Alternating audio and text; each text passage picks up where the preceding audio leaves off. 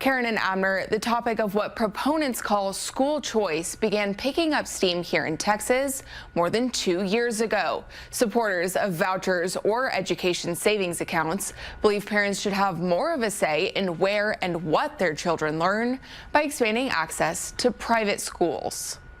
The issue I hear mostly from parents is they are angry about woke agendas being pushed on their children.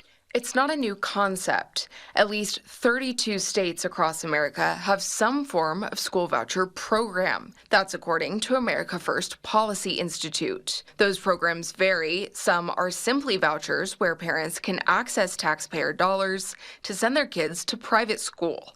Others are tax credit scholarship programs where, in exchange for tax credits, businesses or individual people donate to a scholarship granting organization, which then in turn gives kids money to go to private school. Here in Texas, lawmakers want to create what are called education savings accounts. It's the same concept as vouchers, essentially giving parents access to state-supported bank accounts to then use and pay for private school. We want our kids in Texas to have the best education in the United States of America. An education savings account program bill was created and passed by the state Senate last week, requiring the state comptroller's office to set up and monitor the funds and comb through applications by parents. Under SB 2, parents could receive $10,000 per student per year. That number increases to $11,500 for children with disabilities. It would also give homeschooling families $2,000 per student per year. Lawmakers say that money would help cover tuition and textbooks, as well as other costs like transportation. We need to ensure that everybody and every student gets to find the pathway that's best for them, and that we make it available for parents to choose the pathway that's best for their child. Any child already attending public school or set to attend public school is eligible for the program. Children already enrolled in private school can also apply. However, unlike public schools, there is no requirement for a private school to accept a student. That's a concern for lawmakers and parents alike who are against this legislation.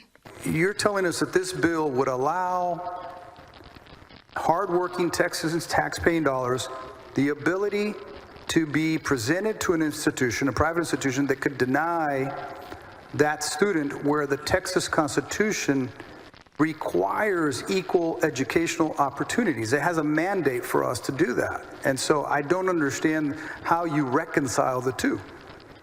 In their initial budget proposals, the State House and Senate set aside about $1 billion to pay for this.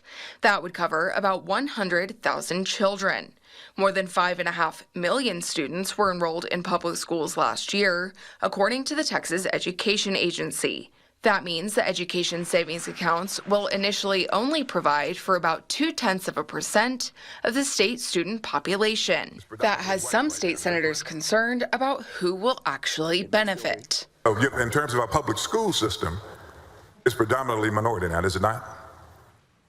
Correct. Okay. And when you begin to look at our private school system, it's predominantly white right now. Is that correct? It may still be. So we are about to fund an education, a component of the state's education system being private schools that is currently 75% white. Is that what is about to happen? If demand surpasses state funding, only children with disabilities and children considered under the poverty line would be eligible for the money. The state defines the poverty line as roughly a 4-person family bringing home less than $156,000 a year. Not for millionaires, but for people who live paycheck to paycheck, which is most of the people that school choice is available for. Again, this is all based on Senate Bill 2. The state conducted a fiscal analysis last month, which estimates the state would need to set aside $4 billion for the program by 2030. The bill does plan for accountability measures. It requires the comptroller's office to contract with the company that would audit accounts to ensure money is only used for the approved costs. There are plenty of opinions on this program from both sides. One of the loudest concerns is what the loss of enrollment in public schools will do to their funding. Attendance is directly tied to how much a public school receives from the state. And I have your commitment that the next bill that we're going to see for education is going to be an investment in our public school teachers and into the system that's going to educate.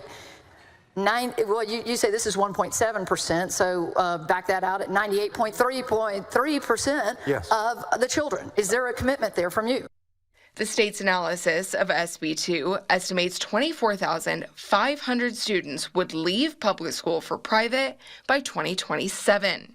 That number jumps to 98,000 by 2030.